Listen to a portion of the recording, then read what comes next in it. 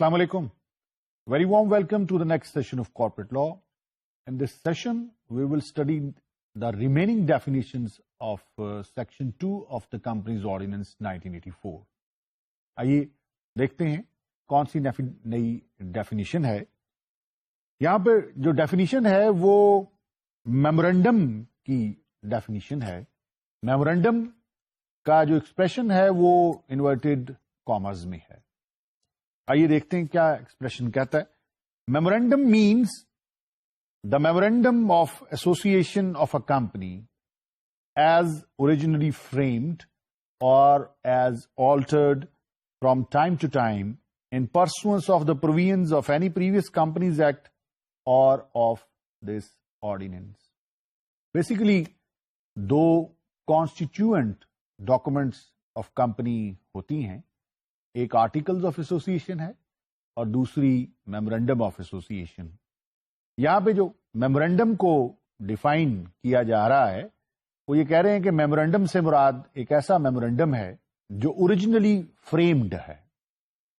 Originally framed سے مراد یہ ہے کہ کمپنی جس وقت بنی اس وقت جو میمورنڈم آف ایسوسیشن ڈرافٹ ہوا یا فریم ہوا وہ. تو اوریجنلی فریمڈ سے مراد وہ میمورنڈم ہوا، کمپنی جس وقت بنی وہ اس وقت بنا. اور اس کے علاوہ میمورنڈم کی ڈیفینیشن میں وہ شامل کر رہے ہیں کہ اگر وہ جو اوریجنلی فریمڈ میمورنڈم ہے اس میں کوئی تبدیلی لائی جاتی ہے، وہ کمپنیز آرڈیننس 1984 کے تحت ہوئی ہے یا جو کمپنیز آرڈیننس 1984 سے پہلے لاز ہیں ان کے تحت ہوئی ہے، تو وہ جو آلٹرڈ میمورنڈم ہیں وہ بھی میمورنڈم کی ڈیفینیشن میں شامل ہے. تو میمورنڈم کی ڈیفینیشن جو ہے وہ ہمیں یہ بتا رہی ہے کہ میمورنڈم کی ڈیفینیشن میں آپ شامل کر لیجئے وہ میمورنڈم جو کمپنیز آرڈیننس 1984 کے تحت بنائے گئے جب کمپنی اوریجنلی فارم ہوئی بنی، یا جو آلٹر ہوئے کمپنیز آرڈیننس 1984 کے تحت لیٹر آن. نیکسٹ جو ڈیفینیشن ہے وہ مداربہ کی ہے. مداربہ کی ڈیفینیشن میں وہ کہہ رہے ہیں مداربہ اینڈ مداربہ company have the same meaning as in the Mudarba Companies and Mudarba Flotation and Control Ordinance 1980. یہ جو ڈیفینیشن ہے یہ کوئی فیچرنگ نہیں کر رہی، یہ کچھ ڈیٹیل میں نہیں بتا رہی، صرف یہ ریفر کر رہی ہے کہ مداربہ کا وہی میننگ آپ لیں جو مداربہ کمپنیز اینڈ مداربہ فلوٹیشن اینڈ کنٹرول آرڈیننس 1980 میں لکھا ہوا ہے. لیڈیز اینڈ جینٹلمین، جو نیکسٹ ڈیفینیشن ہے that is very important definition, اور وہ جو ڈیفینیشن ہے وہ ایک ایکسپریشن ہے آفیسر. آفیسر کی ڈیفینیشن ہے، اس میں کہا جا رہا ہے officer includes any director, chief executive, managing agent, secretary or other executive of the company, however so designated but does not include an auditor. تو لفظ اگر آفیسر کمپنیز آرڈیننس 1984 میں کہیں آ جائے تو وہ کہتے ہیں کہ اس میں آپ شامل سمجھیں ڈائریکٹر کو. ڈائریکٹر بھی آفیسر ہے، چیف ایگزیکٹو بھی آفیسر ہے، مینیجنگ ایجنٹ بھی آفیسر ہے، سیکرٹری آف کمپنی جو ہے وہ بھی آفیسر ہے. لیکن آفیسر کی ڈیفینیشن میں آڈیٹر شامل نہیں ہے. آڈیٹر کا کام کیا ہوتا ہے؟ آڈیٹر بیسیکلی ریپرزینٹیٹو ہے شیئر ہولڈرز کا، کہ وہ نظر رکھتا ہے کہ ڈائریکٹرز جو کمپنی چلا رہے ہیں کیا وہ رولز اینڈ ریگولیشنز کے مطابق چلا رہے ہیں یا نہیں. تو بیسیکلی جو آڈیٹر ہے وہ کسٹوڈین ہے کمپنی کے شیئر ہولڈرز کے رائٹس کا. نیکسٹ جو ڈیفینیشن ہے وہ پارٹیسپیٹری ریڈیمیبل کیپٹل کی ڈیفینیشن ہے. یہاں پہ کہا جا رہا ہے participatory redeemable capital means such redeemable capital as is entitled to participate in the profit and loss of a company. تو یہ پارٹیسپیٹری ریڈیمیبل کیپٹل ایک ایسا کیپٹل ہے جو کہ ریڈیمیبل ہے، اس کا مطلب یہ ہے کہ اس کو واپس کیا جا سکتا ہے، کہ جس کا ریٹرن واپس مل جائے، کہ اگر آپ نے پیسے دیے ہیں تو ایک مقررہ مدت کے بعد وہ پیسے آپ کو مل جائیں. اور اس کیپٹل کی بنا پر جو پارٹیسپیٹری ریڈیمیبل کیپٹل جو لوگ پرووائڈ کرتے ہیں وہ کمپنی کے پروفٹ اینڈ لاس میں شیئرنگ کریں گے. پروفٹ ہوا ہے تو ان کو ڈویڈنڈ ملے گا، اور اگر لاس ہوا ہے تو وہ لاس بھی شیئر کریں گے. اس کے بعد جو ڈیفینیشن آ رہی ہے وہ ایکسپریشن ہے پرسکرائبڈ. جو ایکسپریشن پرسکرائبڈ ہے یہ انورٹڈ کاماز میں ہے، اور اس ادھر پرسکرائبڈ کا جو ایکسپریشن ہے اس کا کیا میننگ بنتا ہے، اس کو ڈیفائن کیسے کر رہے ہیں، آئیے دیکھتے ہیں. Prescribed means as respects the provision of this ordinance relating to the winding up of companies and other matters requiring to be determined or decided by the court. اب یہ جو لفظ prescribed ہے اس کا کانٹیکسٹ بنا رہے ہیں کہ یہ جو کانٹیکسٹ ہے اس میں اس کا کیا میننگ بنتا ہے. لفظ prescribed کا کانٹیکسٹ ڈیولپ کیا جا رہا ہے کہ یہ کانٹیکسٹ ہو تو prescribed کا لفظ یہ میننگ دے گا. اس میں جو پرسکرائبڈ کا لفظ ہے وہ کہہ رہے ہیں as respect the provision of this ordinance relating to winding up of companies. تو پرسکرائبڈ کا میننگ وائنڈنگ اپ جب کمپنیز ہو رہی ہیں اس کے تناظر میں کیا ہے، and other matters requiring to be determined or decided by the court. اس کا مطلب ہوا prescribed by rules made by the supreme Court in consultation with the High Court. تو لفظ پرسکرائبڈ تو سمجھیں کہ لفظ پرسکرائبڈ کو کس کانٹیکسٹ میں سمجھایا جا رہا ہے. کانٹیکسٹ جو ہے وہ وائنڈنگ اپ آف کمپنیز ہے، اور یہاں پہ پرسکرائبڈ سے مراد ہے prescribed by rules made by the supreme Court in consultation with the High Court. تو وائنڈنگ اپ کے متعلق جو رولز ہیں بنائے کس نے ہیں؟ سپریم کورٹ نے، اور کس کی کنسلٹیشن کے ساتھ؟ ہائی کورٹ کی کنسلٹیشن کے ساتھ. Or where the supreme Court advises the federal government to do سو.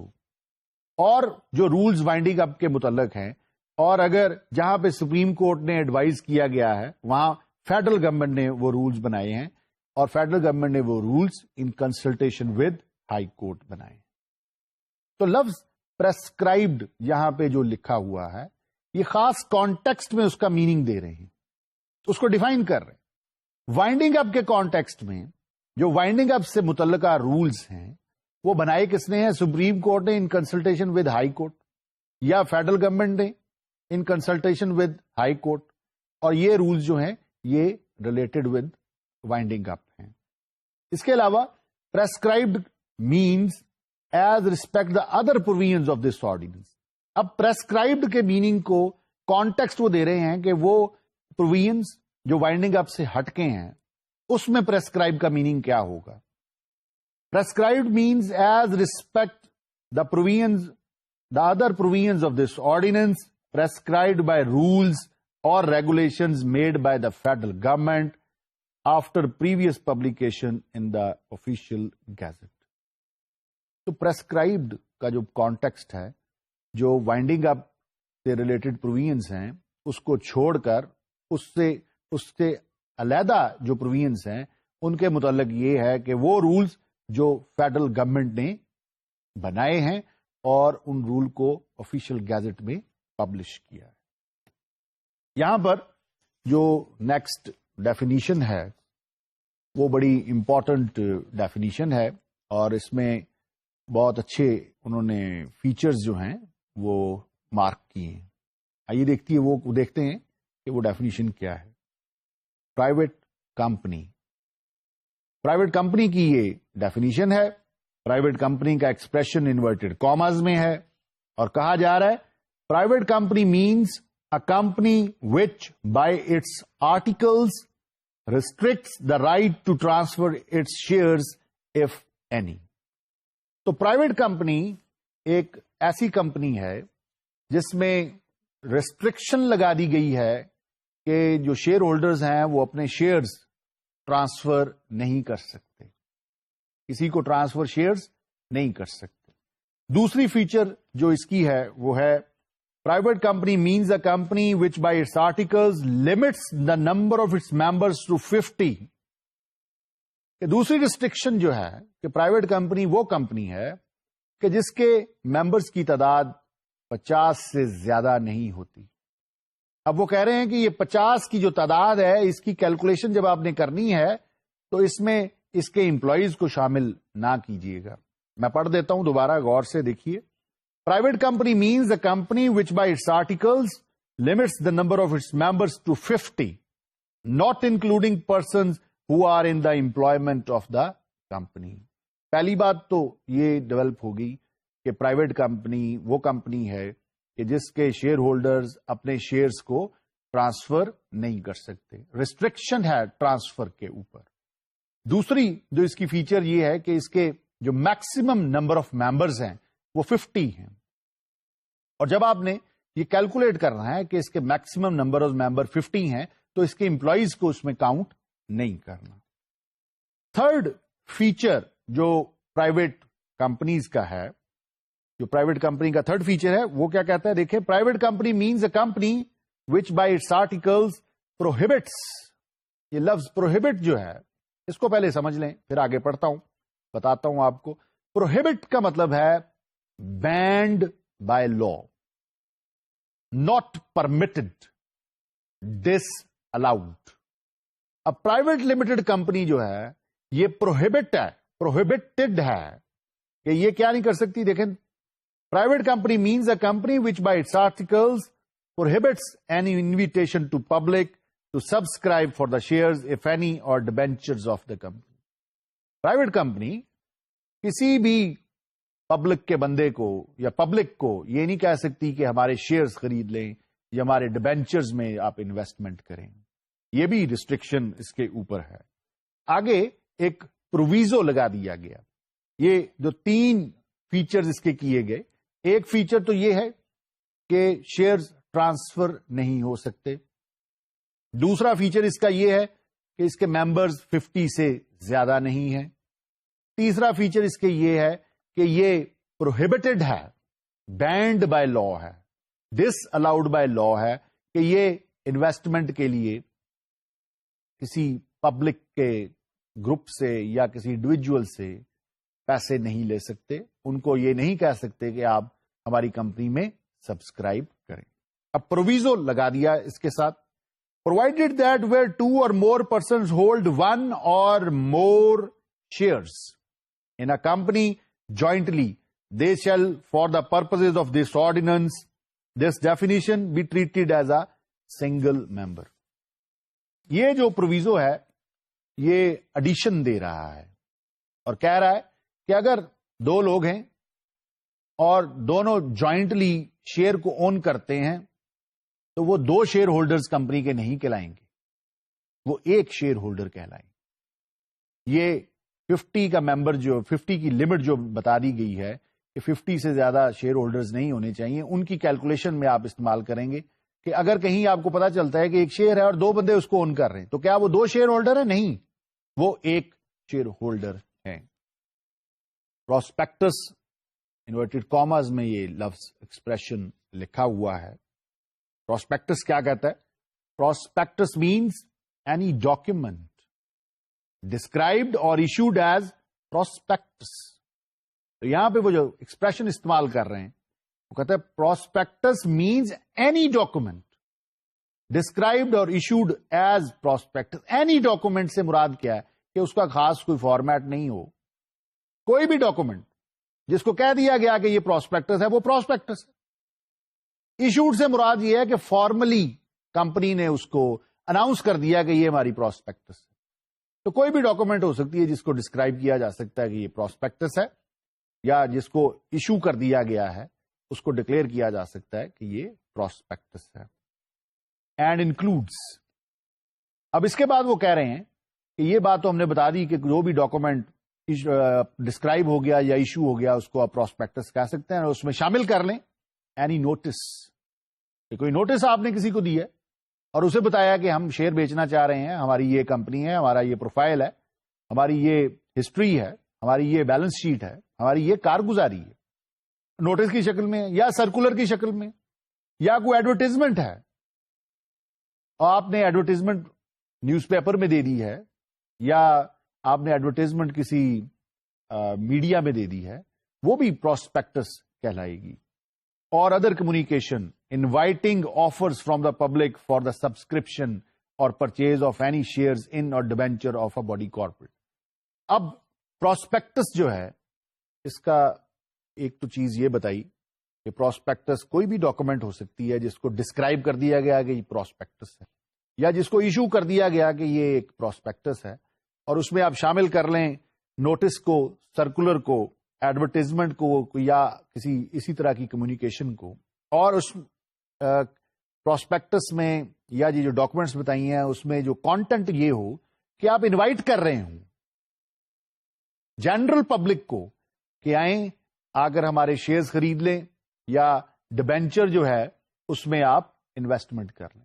یہاں پہ you would be delighted to know کہ ایک آفر ہوتی ہے اور ایک انویٹیشن ٹو آفر ہوتی ہے. Prospectus is not an offer by the company, یہ آفر کے اسٹیٹس پہ نہیں ہے, یہ انویٹیشن ٹو آفر ہے, اور جس کو انویٹیشن ٹو آفر دی جا رہی ہوتی ہے اسے کہا جاتا ہے کہ آپ آئیں اور آ کر ہمیں آفر دیں. تو کمپنی بیسیکلی انوائٹ کر رہی ہے. تو prospectus is basically invitation to offer, اور اس کا پرپز یہ ہے کہ آپ آئیں اور آ کر آفرر بنے کمپنی کے لیے اور کمپنی کو آفری بنا دیں. کیا آفر کیوں کی جا رہی ہے؟ شیئرز میں خریداری کیجئے, شیئرز میں انویسٹمنٹ کیجئے یا ڈیبینچر کو خریدیں. Inviting deposit from the public other than deposit invited by a banking company. اب پراسپیکٹس کے ذریعے سے جو آپ ڈپازٹس انوائٹ کر رہے ہیں یہ وہ ڈپازٹس نہیں ہیں جو ایک بینکنگ کمپنی جو ہے عمومی ٹرانزیکشن میں اپنے کلائنٹس سے لیتی ہے. اس کو اس میں سے نکال دیجیے. پراسپیکٹس ہرگز بینکنگ ڈپازٹس کے لیے نہیں ایشو کیا جاتا.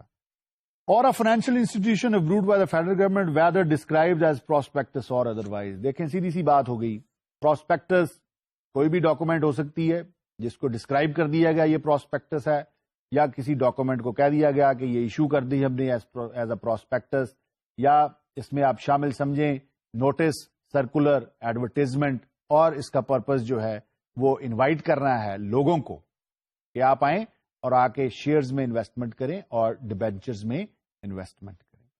جو نیکسٹ ڈیفینیشن جو ہے وہ پبلک کمپنی کی ڈیفینیشن ہے. یہاں پہ پبلک کمپنی کا جو ایکسپریشن ہے اس کو انورٹیڈ کاماز میں کر دیا گیا اور کہا گیا public company means a company which is not a private company. تو پرائیویٹ کمپنی کے جو فیچرز ہیں وہ پبلک کمپنی میں نہیں ہوتے. تو دیکھتے ہیں پبلک کمپنی کے فیچرز جو ہیں وہ اب کیا ہیں. یہاں پہ ڈیٹیل مینر میں تو نہیں لکھا, لیکن پرائیویٹ کمپنی کی جو ڈیفینیشن ہے وہ بالکل اب ادروائز ہو جائے گی. پرائیویٹ کمپنی میں کہا گیا کہ اس کے جو شیئرز ہیں وہ ٹرانسفریبل نہیں ہیں. پبلک کمپنی کے شیئرز جو ہیں وہ فریلی ٹرانسفریبل ہیں. اور دوسرا اس میں فیچر لگایا گیا کہ پرائیویٹ کمپنی کے جو ممبرز ہیں ان کی تعداد جو ہے وہ 50 ہوتی ہے, تو اس سے زیادہ نہیں ہو سکتی. پبلک کمپنی کے ممبرز 50 سے بھی آگے جا سکتے ہیں, نو پرابلم, نو ریسٹرکشن. اس کے علاوہ پرائیویٹ کمپنی کے اوپر ریسٹرکشن ہے کہ یہ پروہیبٹڈ ہے کہ یہ جنرل پبلک سے ڈپازٹس نہیں لے سکتی, ان کو انوائٹ نہیں کر سکتی کہ آئیں ہمارے ڈیبینچرز اور شیئرز خریدیں. جو پبلک کمپنی ہے یہ پبلک کو آفر کر سکتی ہے اور انوائٹ کر سکتی ہے کہ آئیے آ کے شیئر میں انویسٹمنٹ کیجیے اور ڈیبینچرز میں انویسٹمنٹ کیجیے. نیکسٹ ڈیفینیشن جو ہے اس وقت لیڈیز اینڈ جینٹل مین وہ ہے ریڈیمیبل کیپٹل. ریڈیمیبل کیپٹل کا ایکسپریشن انورٹیڈ کاماز میں آپ کو ملے گا. کہا جا رہا ہے redeemable capital includes finance obtained on the basis of participation term certificate. تو اس میں وہ کہہ رہے ہیں کہ ریڈیمیبل کیپٹل میں آپ شامل کر لیجئے ایسا فائنانس جو آپ نے حاصل کیا ہے اور اس فائنانس کے اگینسٹ آپ نے ایشو کیا ہے پارٹیسپیشن ٹرم سرٹیفکیٹ یا مشارکہ سرٹیفکیٹ آپ نے دیا ہے, اور اینی ادر سیکورٹی اور obligation not based on interest. اور اس کے علاوہ کوئی آپ نے جو سیکورٹی ہے وہ ایشو کی ہے اور اس کے اگینسٹ آپ کو انٹرسٹ پے نہیں کرنا other than an ordinary share of a company. اور اس ریڈیمیبل کیپٹل میں آرڈنری شیئر جو کمپنی کا ہے وہ شامل نہیں ہے. Representing an instrument or certificate of specified denomination called the face value or nominal value evidencing investment of the holder in the capital of the company on terms and conditions of the agreement for the issue of such instrument or certificate or such other certificate or instrument as the federal government may by notification in the official gazette specify for the purpose. یہ جو redeemable capital ہے اس میں شامل کر لیا گیا ہے کہ پارٹیسپیشن ٹرم سرٹیفکیٹ کو, مشارکہ سرٹیفکیٹ کو اور ٹرم فائنانس سرٹیفکیٹ کو, اور اس میں ان سرٹیفکیٹ کے اوپر انٹرسٹ نہیں پے کیا جاتا, ان میں ڈیویڈنڈ دیا جاتا ہے, اور ان میں ڈفرنس کیا گیا ہے کہ یہ آرڈنری شیئر جو ہوتے ہیں وہ ان سے مختلف ہوتے ہیں. نیکسٹ جو ڈیفینیشن ہے وہ رجسٹرار کی ڈیفینیشن ہے. نیچرلی رجسٹرار کا رول جو ہے وہ کمپنیز آرڈیننس میں بڑا امپورٹنس رکھتا ہے. رجسٹرار کا جو پرائمری رول تو وہ یہ ہے کہ جو کمپنی کی رجسٹریشن کے میٹرز ہیں وہ اسی کے پاس جاتے ہیں اور وہی ان سے ڈیل کرتا ہے, اور جنرل پبلک بھی اس کے ساتھ کافی لنکڈ ہے. رجسٹرار کا جو ایکسپریشن ہے اس کو ڈیفائن کیا گیا ہے.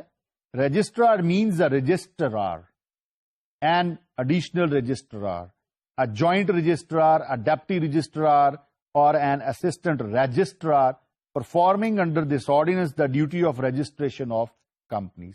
تو بیسیکلی یہ ہائرارکی بتا دی ہے انہوں نے آرڈر بتا دیا ہے, انہوں نے ترتیب بتا دی ہے کہ یہ ہائرارکی ہوگی. سب سے اوپر رجسٹرار ہے, اس کے بعد ایڈیشنل رجسٹرار, پھر جوائنٹ رجسٹرار, پھر ڈیپٹی رجسٹرار, پھر اسسٹنٹ رجسٹرار, اور ان سب کا کام جو ہے وہ کمپنی کے رجسٹریشنز کے میٹرز کے متعلق ہے.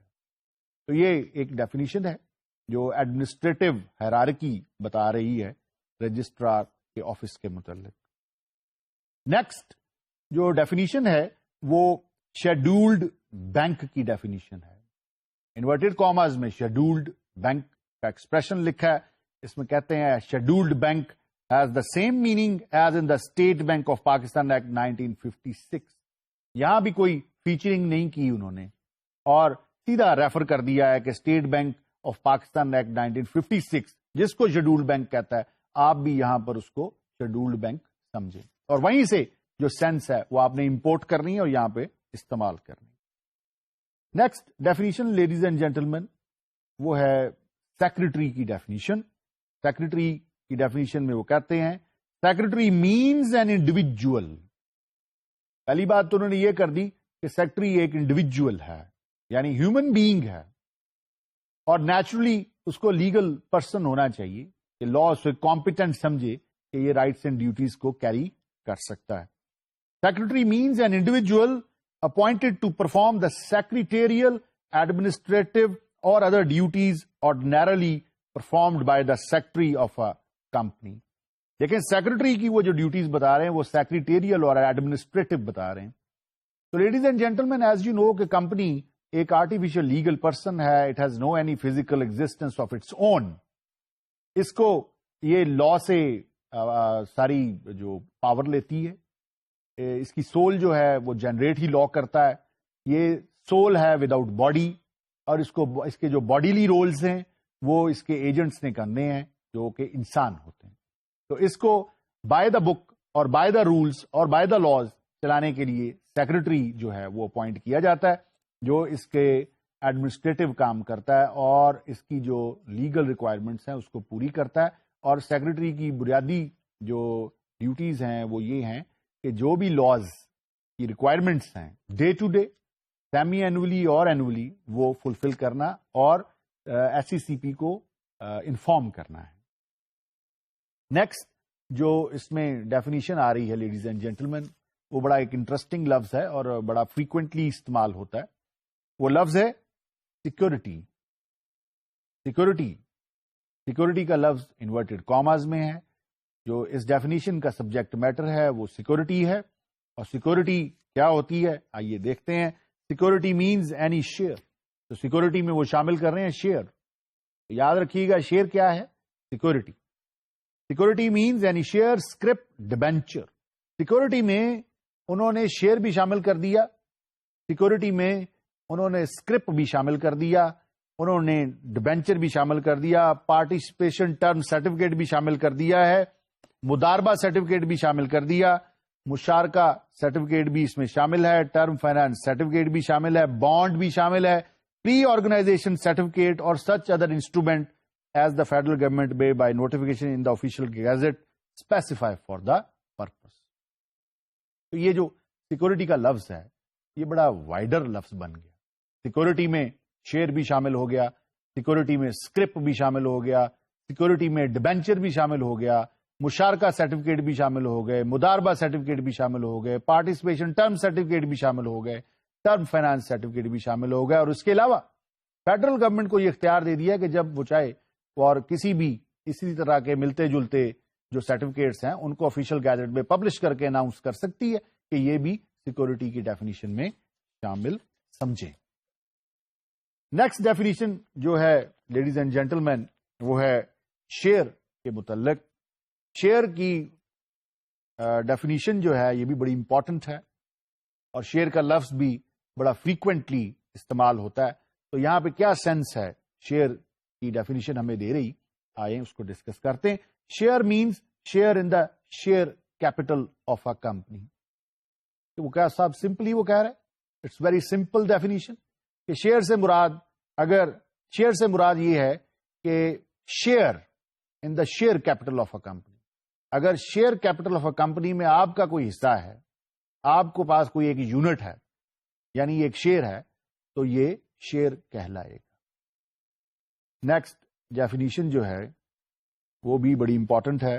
کمپنی کیونکہ میٹنگز کرتی ہے اور بہت ساری ریزولوشنز کو پاس کرنے کے پروسیس میں چلتی ہے, تو یہاں پہ جو ڈیفینیشن ہے وہ ہے اسپیشل ریزولوشن کی. اسپیشل ریزولوشن کی ڈیفینیشن کیا ہے دیکھتے ہیں. Special resolution means resolution which has been passed by a majority of not less than 3/4 of such members entitled to vote as are present in the person or by proxy at a general meeting of which not less than 21-day notice specifying the intention to propose the resolution as a special resolution has been duly given. Special resolution کیا ہوئی؟ دیکھیں at the time of meeting وہاں پہ لوگ کھڑے آتے ہیں, meeting ہوتی ہیں, شیئر ہولڈرز آتے ہیں, میٹنگ ہوتی ہیں اور میٹنگ کے لیے 21 days کا نوٹس دیا جاتا ہے. 21 دن پہلے شیئر ہولڈرز کو اطلاع دے دی جاتی ہے کہ میٹنگ ہوگی اور اس نوٹس میں بتا دیا جاتا ہے کہ میٹنگ کرنے کا پرپز یہ ایشو ہے, اس ایشو پہ آپ ڈیلیبریشن کر کے آئیے گا اور میٹنگ میں اس کو ڈسکس کریں گے اور ووٹنگ کریں گے اور دیکھیں گے اس کو پاس کرنا ہے یا نہیں کرنا. اگر کوئی ریزولوشن ہے اور جو میٹنگ میں لوگ موجود ہیں اگر ان کے 3/4 جو ہیں اس کی فیور کر دیتے ہیں تو کہا جاتا ہے کہ یہ اسپیشل ریزولوشن ہے. تو اسپیشل ریزولوشن کا فیچر یہ ہے کہ اس کو 3/4 لوگ جو میٹنگ میں موجود ہیں تھرو پراکسی یا ان پرسن موجود ہیں, اگر وہ پاس کریں تو پھر اسپیشل ریزولوشن کہلاتی ہے. نیکسٹ جو اس میں ڈیفینیشن ہے وہ ہے اسٹاک ایکسچینج کی. اسٹاک ایکسچینج کا پتہ ہے آپ کو بڑا امپورٹنٹ رول ہے. Stock exchange are basically share markets جہاں پہ سیکورٹیز کی بائنگ اینڈ سیلنگ ہوتی ہے, اور یہ کیپٹل مارکیٹ ہے, اس کا بڑا امپورٹنٹ رول ہے. اس کو کیا میننگ دیے جا رہے ہیں, اس کو کیا سینس دیے جا رہے ہیں, آئیے دیکھتے ہیں کمپنیز آرڈیننس میں کیا میننگ دے رہے ہیں. Stock exchange means a stock exchange registered under the securities and exchange ordinance 1969. کوئی فیچر نہیں دیا گیا اس ڈیفینیشن میں, صرف ریفر کر دیا گیا ہے سیکورٹیز اینڈ ایکسچینج آرڈیننس 1969 کو. کہا گیا کہ ایسی اسٹاک ایکسچینج جو رجسٹرڈ ہے سیکورٹیز اینڈ ایکسچینج آرڈیننس 1969 کے تحت. لیڈیز اینڈ جینٹلمین, جو نیکسٹ ڈیفینیشن ہے اور یہ this is probably the second last definition of this ordinance, subsidiary company, یہ جو ڈیفینیشن ہے، یہ جو ایکسپریشن ہے، یہ سبسڈری کمپنی کا ہے. Subsidiary company or subsidiary means subsidiary company as defined in section 3.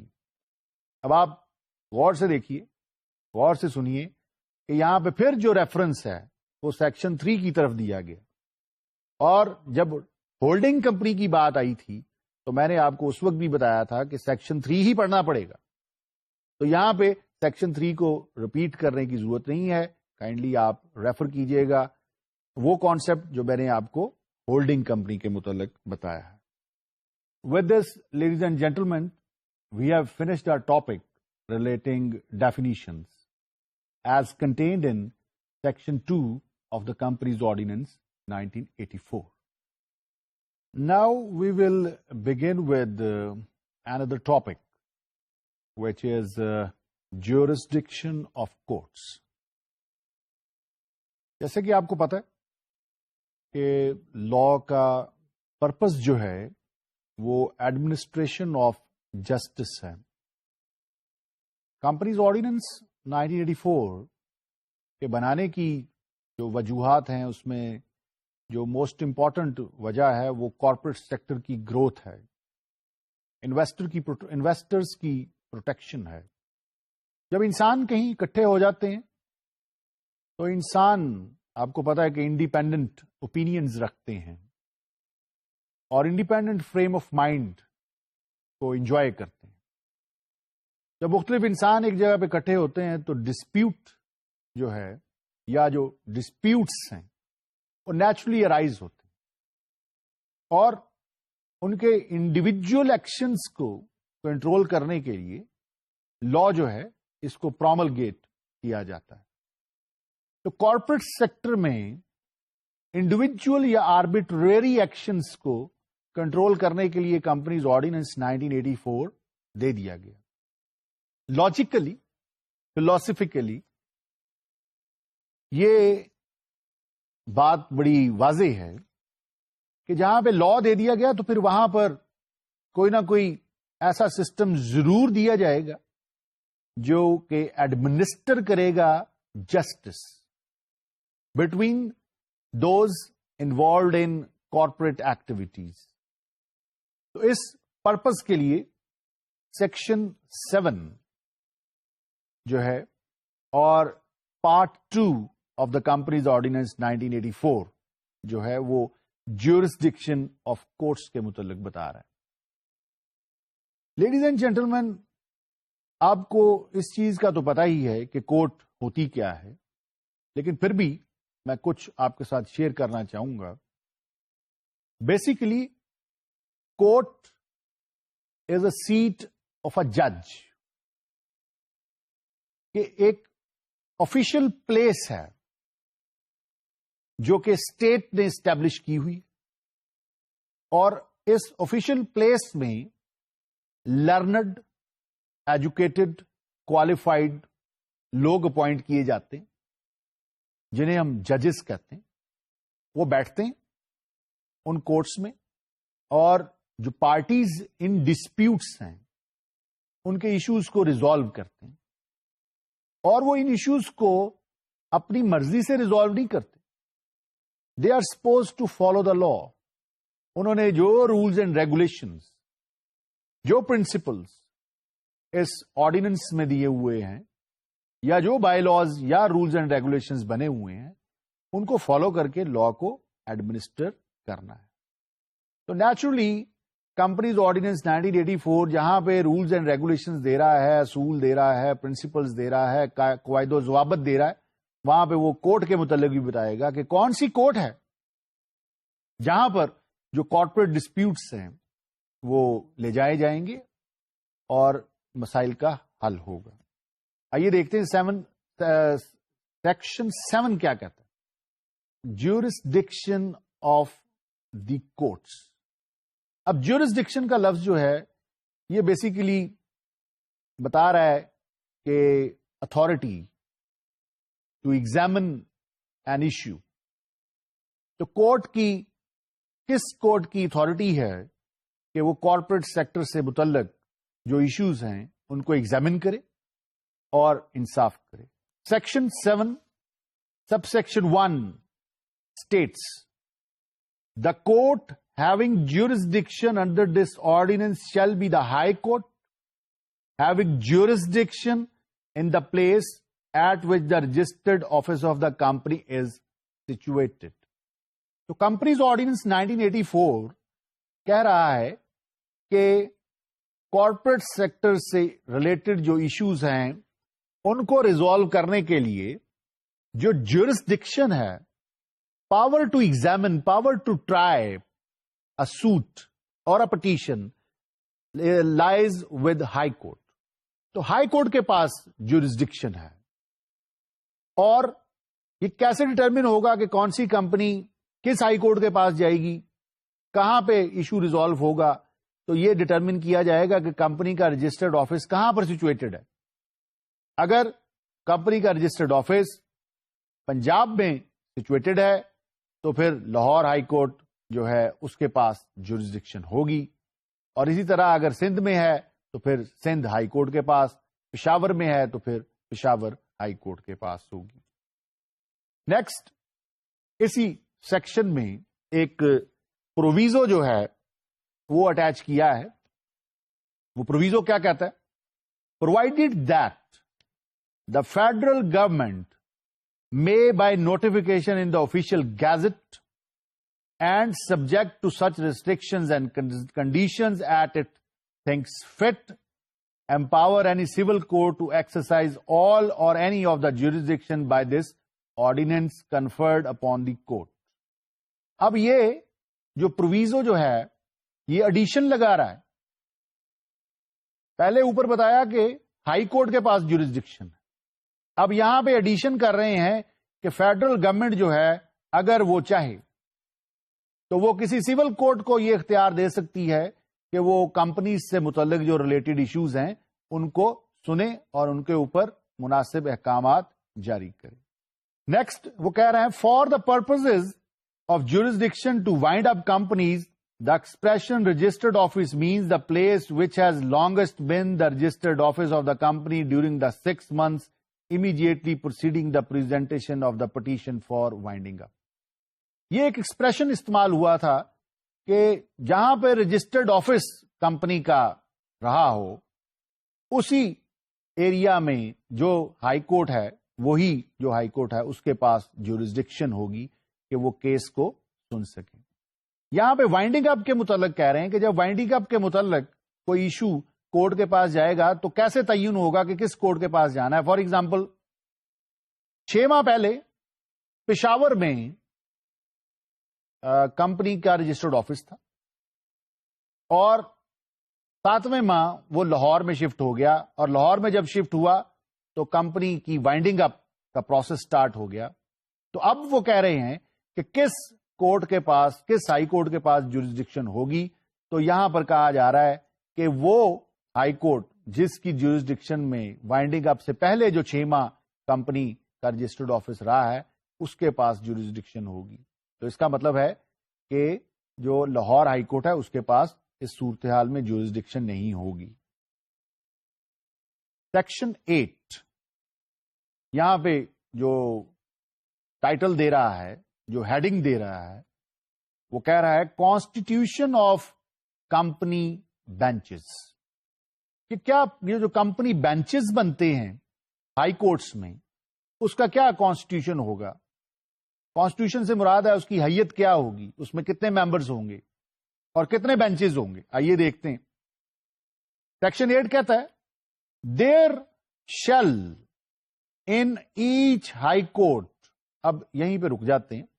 یہاں پہ آپ لفظ دیکھیں، شیل کا لفظ آ گیا.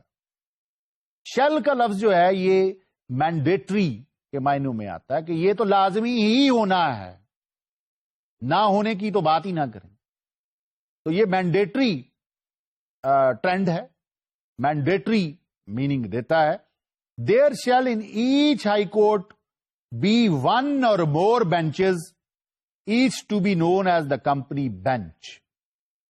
تو مینڈیٹری کر رہا ہے کہ ایک یا ایک سے زیادہ بینچز ہوں گے اور ان بینچز کو ہم نام دیں گے کمپنی بینچز. کمپنی بینچ یا company benches. To be constituted by the Chief Justice of the High Court to exercise the jurisdiction vested in the High Court under Section 7. اب یہ کمپنی بینچز بنانے کس نے؟ یہ chief justice of high court جو ہے، اگر Peshawar high court ہے تو اس کا chief justice, Lahore high court کا ہے تو اس کا چیف جسٹس، وہ بنائے گا. اور کیوں بنائے گا؟ کیونکہ سیکشن 7 میں کہہ دیا گیا ہے کہ جو جورسڈکشن ہے to try corporate sector issues lie with the High Court. تو ہائی کورٹ اس سلسلے میں بینچز بنائے گی اور ان بینچز کو کمپنی بینچز کہا جائے گا. سیکشن 9 پر چلتے ہیں. سیکشن 9 جو ٹائٹل دے رہا ہے، جو ہیڈنگ دے رہا ہے، وہ کہہ رہا ہے پروسیجر آف دی کورٹ. یہ جو کورٹ ہے جو کارپوریٹ سیکٹر ایشوز کو سنے گی، اس میں کیا پروسیجر ہوگا، کیا موڈس آپرینڈی ہوگا، کیا طریقہ کار جو ہے اس میں استعمال کیا جائے گا ڈسپینسیشن آف جسٹس کے لیے، انصاف فراہم کرنے کے لیے. یہاں پہ جو ایکسپریشن استعمال ہو رہے ہیں وہ یہ ہیں notwithstanding anything contained in any other law. یہاں بڑا خوبصورت ایکسپریشن استعمال کیا ہے انہوں نے، notwithstanding anything contained in any other law. Notwithstanding سے کیا مراد ہے؟ ناٹ ود اسٹینڈنگ کا لفظ جو کہتا ہے وہ یہ کہتا ہے without taking into consideration, کہ جو کچھ بھی لکھا ہوا ہے کسی اور لا میں اس کو اوپر دھیان نہیں دینا، اس کی کوئی ویلیو نہیں ہے. تو یہاں بھی کہیں یہ ایکسپریشن آ جائے notwithstanding anything contained in any other law, کہ جو کچھ بھی کسی اور لا میں لکھا ہوا ہے ہمیں اس کی پرواہ نہیں ہے. All matters coming before the court under this ordinance shall be disposed of and the judgment pronounced as expeditiously as possible. وہ کہہ رہا ہے کہ کسی لا میں جو کچھ بھی لکھا ہے ہمیں اس سے غرض نہیں ہے. بات یہ ہے کہ جو بھی میٹر کمپنیز کے متعلق کورٹ کے سامنے آ رہے ہیں، کورٹ انہیں جلد از جلد نپٹائے گی. اور کہہ رہے ہیں and the judgment pronounced as expeditiously as possible but not later than 90 days from the date of presentation of the petition or application to the court. 90 days سے زیادہ کے دن نہیں ہے، 90 دن کے اندر اندر کورٹ نے ان کا فیصلہ کرنا ہی کرنا ہے. اور اس سے پہلے کر دے تو بہت اچھی بات ہے، 90 دن سے اوپر نہیں جائے گی کورٹ. تو court is bound to give decision within 90 days. And except in extraordinary circumstances and on grounds to be recorded, the court shall hear the case from day to day. اس کے علاوہ انہوں نے کہا کہ اگر extraordinary circumstances exist کرتے ہیں، extraordinary circumstances exist کرتے ہیں. ordinary circumstances کیا ہوتے ہیں، extraordinary circumstances کیا ہوتے ہیں؟ دیکھیں، ordinary circumstances یہ ہیں کہ جس میں روٹین میں لائف گزر رہی ہے. ایکسٹرا آرڈنری سرکمسٹانسز یہ ہیں کہ روٹین میٹر نہیں ہے، کوئی ایمرجنسی سچویشن ہے، وہ کمپنی ایسی آ گئی ہے کہ جو ہے فراڈولنٹ کمپنی ہے اور اس کا اکانومی کے اوپر بہت برا اثر ہے اور پبلک اس میں انٹرسٹڈ ہے، تو یہ ایکسٹرا آرڈنری سرکمسٹانسز. تو ایکسٹرا آرڈنری سرکمسٹانسز میں کہا گیا ہے کہ جو کمپنی بینچز ہیں وہ ڈے ٹو ڈے ہیئرنگ کر سکتے ہیں، روزانہ کی بنیاد. ایکسپلینیشن اس سیکشن کے آخر میں دی ہے.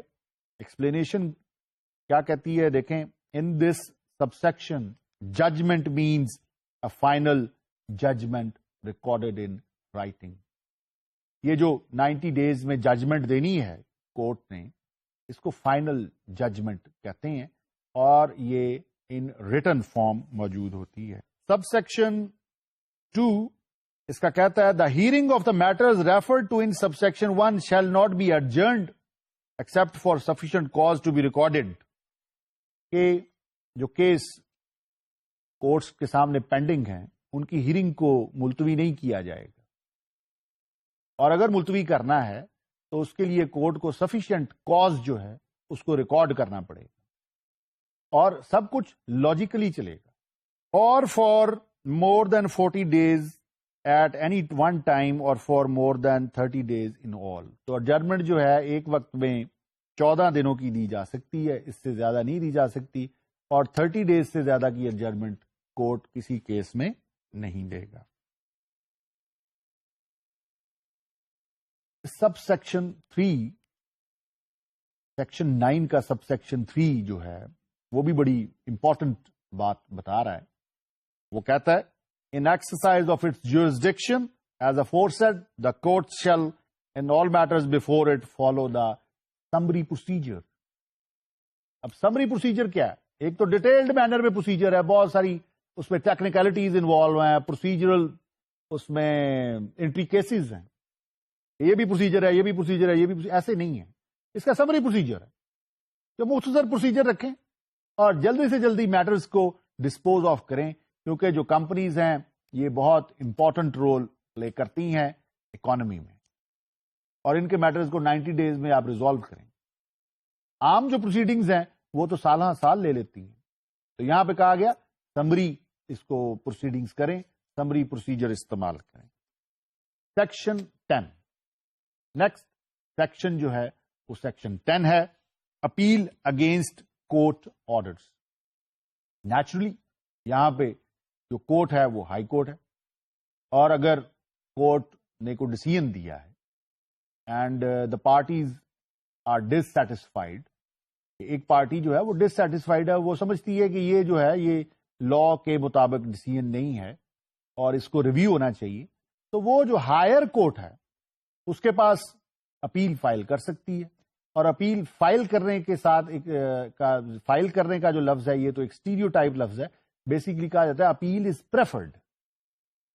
تو یہ اپیل کہاں پہ جائے گی؟ ہائی کورٹ کے آرڈرز کے اگینسٹ، ہائی کورٹ کے ڈیسیژن کے against. Not with standing anything contained in any other law, an appeal against any order, decision or judgment of the court under this ordinance shall lie to the Supreme Court. وہ کہہ رہا ہے کہ جو کچھ بھی کسی اور لا میں لکھا ہوا ہے ہمیں اس سے غرض نہیں ہے. یہاں پر جو ہائی کورٹ کے آرڈر کے خلاف اپیل جو ہے وہ سپریم کورٹ تک جائے گی. where the company ordered to be wound up has a paid up share capital of not less than 1 million rupees, and where the company ordered to be wound up has a paid up capital of less than 1 million rupees or has no share capital, such appeal shall lie only if the Supreme Court grants leave to appeal. دیکھیں یہ بڑا important بات کر رہے ہیں، اس کو سمجھنے کی ضرورت ہے. یہاں پہ وہ کنڈیشن لگا رہی ہیں کہ سپریم کورٹ کے پاس ڈائریکٹلی اپیل ہو جائے گی یا سپریم کورٹ سے لیو ٹو اپیل لینی پڑے گی. لیو ٹو اپیل سے یہ مراد ہوتی ہے کہ سپریم کورٹ پہلے کہتی ہے آپ ہمارے پاس فائل کریں ڈاکومنٹس، ہم دیکھتے ہیں کہ یہ ہم نے سننی بھی ہے یا نہیں سننی. تو کون سی صورتحال ہے جہاں پہ سپریم کورٹ کے پاس ڈسکریشن ہے کہ ریجیکٹ کر دے اپیل کو یا کہے کہ ڈائریکٹلی سننی ہے؟ آئیے ایک دفعہ دوبارہ اس کو پڑھتے ہیں. کہہ رہا ہے کہ not with standing anything contained in any other law an appeal against any order decision or judgment of the court under this ordinance shall lie to the supreme court. where the company ordered to be wound up has a paid up share capital of not less than 1 million rupees, and where the company ordered to be wound up has a paid up capital less than 1 million rupees or has no share capital, such appeal shall lie only if the Supreme Court grants leave to appeal. اس سے مراد یہ ہوئی کہ اگر company کا share capital 1 million روپی ہے یا 1 million روپی سے کم ہے یا کمپنی کے شیئر کیپٹل نہیں ہے تو پھر سپریم کورٹ یہ ڈیسائیڈ کرے گی کہ اس نے اپیل سننی ہے یا نہیں سننی. With this, ladies and gentlemen, we are finished with the jurisdiction of court. آپ کو میں نے جو پڑھایا ہے وہ بہت امپورٹنٹ ہے. آپ کو پتا ہونا چاہیے کہ لاز کے متعلق جتنے بھی ایشوز ہیں وہ ہائی کورٹ کے پاس جانے ہیں. آپ سے پہلے بھی بات ہوئی تھی کہ جو انٹرپریٹیشن کرنے کا معاملہ ہے کمپنیز آرڈیننس 1984 کو، اگر کمپنیز آرڈیننس 1984 میں کوئی ایمبیگوٹی آ جاتی ہے، کوئی انکنسسٹنسی آ جاتی ہے یا کوئی کانٹراڈکشن آ جاتی ہے تو وہ بھی اس ایشو کو بھی سپریم کورٹ کے پاس یا ہائی کورٹ کے پاس ریفر کیا جاتا ہے، اور سپریم کورٹ کا فیصلہ جو ہے وہ اس میں الٹیمیٹ اور کنکلوسو ہے. I hope you have understood this topic.